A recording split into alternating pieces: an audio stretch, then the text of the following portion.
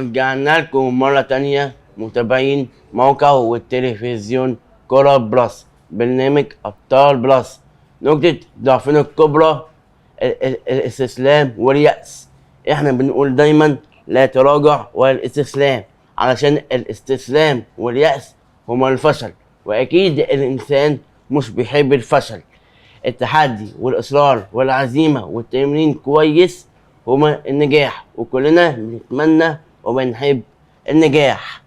النهارده معانا بطلة من أبطال في رياضة الدراجات. معانا النهارده كابتن إيمان.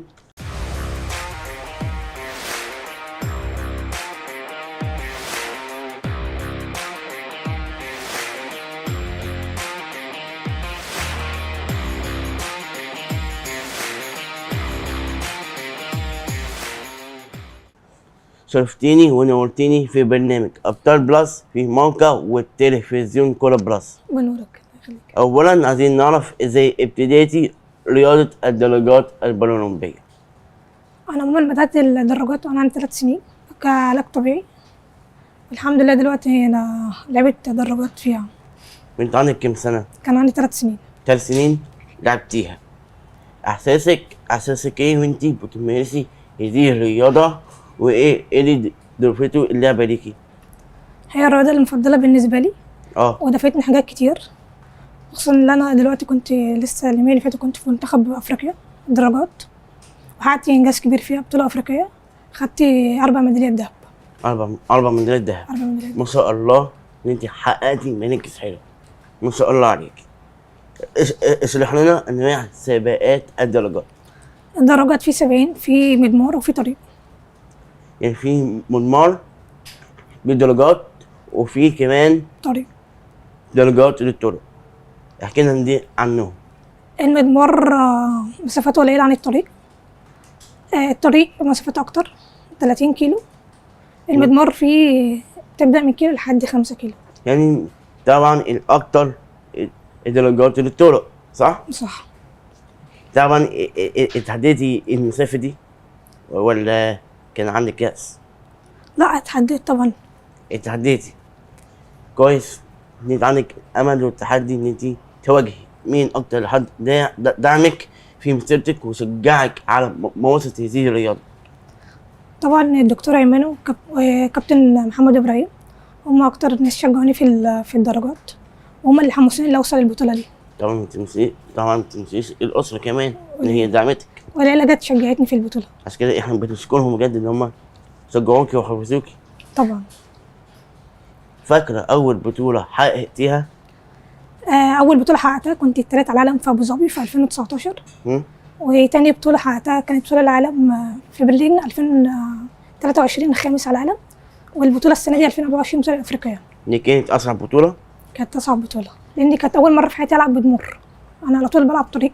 دي كانت اول مرة؟ اول مرة العب ومش هتبقى اول مرة ان شاء الله. تتعدي كتير وتقاليها كمان كتير ان شاء الله. ان شاء الله هتحققي حلمك دي ان شاء الله.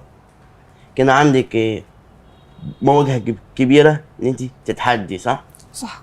احكي لنا موقف صعب حصل لك خلال البطولات انك شاركتي فيها. كان لعبة المدمور، لان عمري ما دخلت لعب التراك ذات نفسه، فده كان بالنسبة لي كان تحدي صعب. بس بصراحة الدكتور ايمن وكابتن محمد ابراهيم فضلوا يساعدوني لحد ما طلعت العب المدمار في اقل من اسبوع، في خلال 4 ايام في المعسكر. ده كان اصعب تحدي بالنسبه لي. هل كان في معسكرات؟ كان في معسكرات قبل البطوله طبعا. ازاي قدرتي توفقي بين حياتك والرياضه؟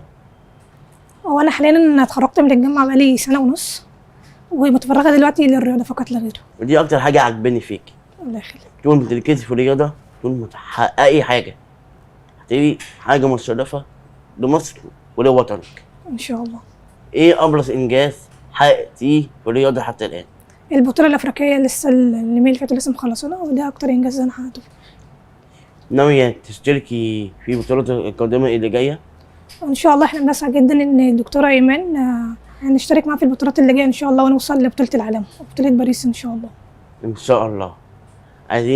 عايزين تحققي مراكز حلوه ان شاء الله فيها. ان شاء الله. طب احساسك كان ايه لما اشتركتي في البطولات؟ او انا ما صدقتش، انا لقيت الدكتوره ايمان بترن عليا قالت لي احنا مرشحينك لمنتخب الدراجات. يعني فرحانه زعلانه؟ لا طبعا كنت فرحانه جدا. فرحانه. واشكر للدكتوره ايمان طبعا. نفسك تحققي ايه في المستقبل؟ ان شاء الله اوصل لبطوله العالم وبطوله باريس ان شاء الله. ان شاء الله بكون تعبك كمان مجهودك هتوصلي. ان شاء الله. بس استمري على التعب والمجهود وثقة في ربنا وثقة في نفسك وكمان ثقة في المدرب. ان شاء الله. ايه دول اللجنة البرلمانية معاكم؟ بجد ساعدتنا، مفيش اي حاجه مقصره معانا، كل حاجه طالبينها تبقى موجوده. وبنشكر طبعا للاتحاد الدراجات، وبنشكر دكتور ايمان والدكتور محمد ابراهيم وكابتن شريف وكابتن موسى وكابتن عبد الرزاق. مين مصرك اعلى في رياضة الدراجات؟ كابتن ابتسام. مين؟ ابتسام زايد. نفسك تبقي زيه ان شاء الله. ولا نفسك تبقي احسن منه؟ نفسي ابقى زيها. زيه بالظبط. ان شاء الله ان شاء الله. تبقي احسن منه بكتير. ان شاء الله. شايفه ازاي دعم الدولة لذوي الاعاقة؟ طبعا احب اشكر رئيس فخامة الرئيس عبد الفتاح السيسي ان عمل يوم عالمي لذوي احتياجات خاصة. وبشكر وزير الشباب الدكتور اشرف صبحي، كان موجود معنا في افتتاح البطولة الافريقية وجي شجعنا وحمسنا. عشان كده احنا بنشكرهم اللي هم نشكر الدكتور وجيه رئيس الاتحاد الدراجات. عشان كده لازم نهني ونبارك اللي معالي الوزير الدكتور ان نجدد له الوزارة. طبعا بنحب نشكره جدا. وكمان بنشكرهم وقوفهم جنبنا وفي ظهرنا لذوي القدرات الخاصة. ده حقيقي. ولا ايه؟ ده صح.